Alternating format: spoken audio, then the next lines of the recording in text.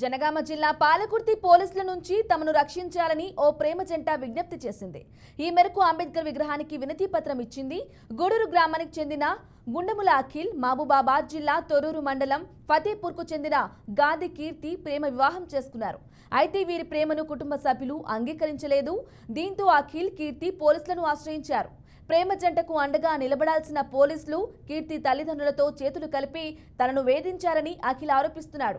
మేజర్లమైన తమను పోలీసులు విడదీస్తున్నారని ఆవేదన వ్యక్తం చేస్తున్నాడు. తనకు కీర్తి తల్లిదండ్రుల నుంచి ప్రాణహాని ఉందన్నారు.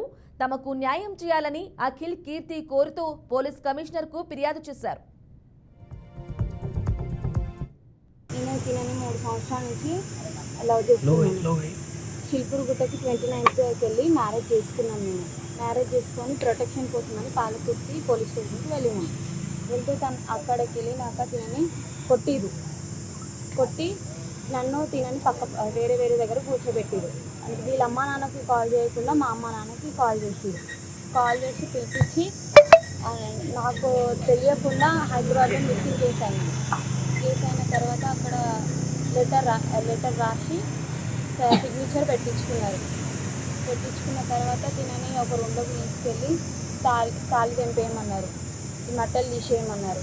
తీయకపోతే తినని కొట్టి పాలకుర్తి మొత్తం బట్టలు లేకుండా తిప్పుతా అది ఇదని ఎస్ఎస్ఆర్ తినని బెదిరించారు. నాకు మాత్రం ప్రొటెక్షన్ కావాలి.